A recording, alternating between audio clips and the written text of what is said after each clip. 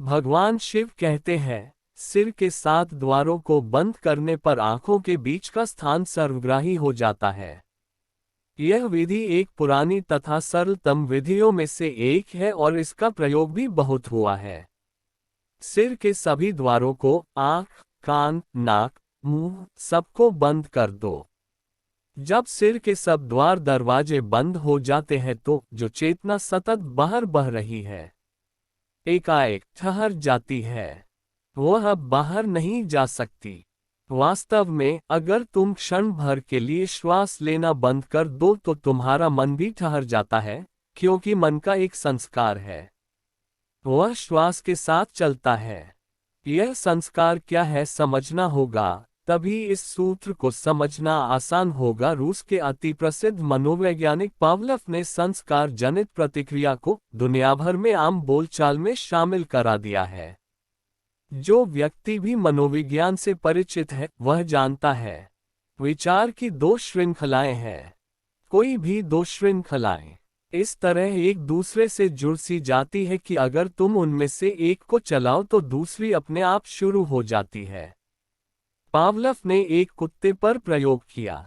उसने देखा कि अगर कुत्ते के सामने खाना रख दो तो उसकी जीभ बाहर निकल आती है और जीभ से लार बहने लगती है। वह भोजन के लिए तैयार हो जाता है। लेकिन पावलोव ने इस प्रक्रिया के साथ एक दूसरी बात जोड़ दी। जब भी भोजन रखा जाए तो वह एक घंटी बजाता और कुत्ता उस घंटी को सुनता। 15 दिन तक जब भी भोजन रखा जाता घंटी भी बजती। और तब 16वें दिन कुत्ते के सामने भोजन नहीं रखा गया, केवल घंटी बजाई गई। लेकिन तब भी कुत्ते के मुंह से लार बहने लगी और जीभ बाहर आ गई, मानो भोजन सामने रखा हो जबकि वहां भोजन नहीं, सिर्फ घंटी थी। लार का स्वाभाविक संबंध भोजन के साथ है, लेकिन अब घंटी का रोज रोज बजना लार के साथ जुड़ गया था, संबंधित हो गया था। इसलिए मात्र घंटी के बजने पर भी लार बहने लगी। मन संस्कार है, इसलिए अगर तुम उस संस्कार के भीतर कोई एक चीज बंद कर दो तो उससे जुड़ी और सारी चीजें भी बंद हो जाती है। विचार सदा ही श्वास के साथ चलते हैं। तुम श्वास के प्रति सजग नहीं रहते, लेकिन श्वास सतत दिन रात चलती रहती है और प्रत्येक विचार की प्रक्रिया श्वास की प्रक्रिया से ही जुड़ी है। इसलिए अगर तुम अचानक अपनी श्वास रोक लो तो विचार भी रुक जाएगा। वैसे ही अगर सिर के 7 छिद्र, उसके 7 द्वार बंद कर दिए जाएं तो तुम्हारी चेतना अचानक गति करना बंद कर देगी। तब चेतना भीतर स्थिर हो जाती है। उसका स्थिर होना तुम्हारी आंखों के बीच स्थान बना देता है। वह स्थान ही त्रिनेत्र कहलाती है। अगर सिर के सभी द्वार बंद कर दिए जाए तो तुम बाहर गति नहीं कर सकते और चेतना इन 2 आंखों के बीच के स्थान पर केंद्रित हो जाती है। तब यह स्थान सर्वग्राही, सर्वव्यापक हो जाता है। यह सूत्र कहता है कि इस स्थान में सब सम्मिलित है, सारा अस्तित्व समाया है। एक बार इस आकाश की प्रतीति हो गई तो तुमने पूरे अस्तित्व और उसकी समग्रता को जान लिया, क्योंकि यह आंतरिक आकाश सर्वग्राही है, सर्वव्यापक है। कुछ भी उसके बाहर नहीं है। उपनिषद कहते हैं, एक को जानकर सब जान लिया जाता है। ये 2 आंखें तो सीमित को, पदार्थ को ही देख सकती है, परंतु तीसरी आंख असीम को, अपदार्थ को, अध्यात्म को देखती है। इन 2 आंखों से तुम कभी ऊर्जा की प्रतीति नहीं कर सकते। ऊर्जा को नहीं देख सकते, सिर्फ पदार्थ को देख सकते हो। लेकिन तीसरी आंख से स्वयं ऊर्जा देखी जाती है। द्वारों का बंद किया जाना केंद्रित होने का उपाय है, क्योंकि एक बार जब चेतना के प्रवाह का बाहर जाना रुक जाता है, वह अपने उद्गम पर स्थिर हो जाती है। अगर तुम इस त्रिनेत्र पर केंद्रित हो जाओ तो बहुत चीजें घटित होती है। पहली चीज तो यह पता चलती है कि सारा संसार तुम्हारे भीतर है।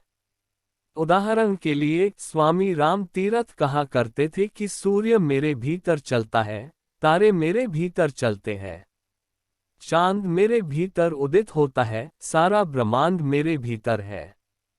जब उन्होंने पहली बार यह कहा तो उनके शिष्यों को लगा कि वे पागल हो गए हैं। राम तीर्थ के भीतर सितारे कैसे हो सकते हैं? वास्तव में वे इसी त्रिनेत्र की बात कर रहे थे, इसी आंतरिक आकाश के संबंध में। जब पहली बार यह आंतरिक आकाश उपलब्ध होता है तो यही भाव होता है। जब तुम देखते हो कि सब कुछ तुम्हारे भीतर है तब तुम ब्रह्मांड ही हो जाते हो। त्रिनेत्र तुम्हारे भौतिक शरीर का हिस्सा नहीं है, वह तुम्हारे भौतिक शरीर का अंग नहीं है। तुम्हारी आंखों के बीच का स्थान तुम्हारे शरीर तक ही सीमित नहीं है।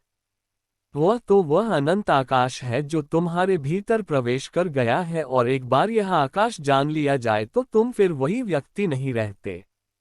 जिस क्षण तुमने इस अंतरस्थ आकाश को जान लिया, तो उसी क्षण तुमने अमृत को जान लिया और तब कोई मृत्यु नहीं है।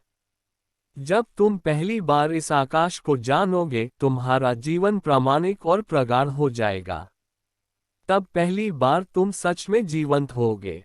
तब किसी सुरक्षा की जरूरत नहीं रहेगी। अब कोई भय संभव नहीं है। तुमसे कुछ भी छीना नहीं जा सकता। अब सारा ब्रह्मांड तुम्हारा है, तुम ही ब्रह्मांड हो।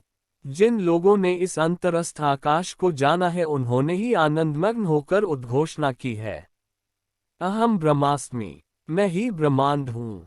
इस विधि का उपयोग अनेक लोग कर सकते हैं। यह बहुत सरल है।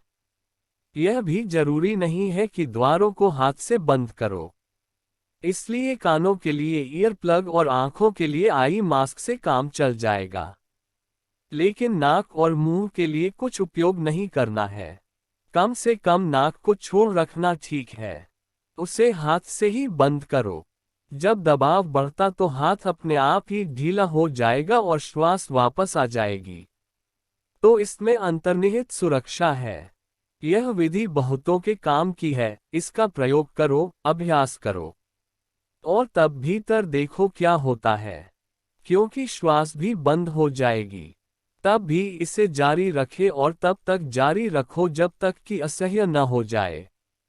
और जब असह्य हो जाएगा तब तुम द्वारों को ज्यादा देर बंद नहीं रख सकोगे, इसलिए उसकी फिक्र छोड़ दो। तब आंतरिक शक्ति सभी द्वारों के खुद खोल देगी। लेकिन जहां तक तुम्हारा संबंध है तुम बंद रखो। तब वह निर्णायक क्षण आता है, क्योंकि घुटन पुराने एसोसिएशन तोड़ डालती है। इसलिए कुछ और क्षण जारी रख सको तो अच्छा। यह काम कठिन होगा, मुश्किल नहीं होगा। डरो मत, क्योंकि द्वारों को बंद भर करने से तुम नहीं मरोगे। लेकिन जब लगे कि मैं मर जाऊंगा तब समझो कि वह क्षण आ गया।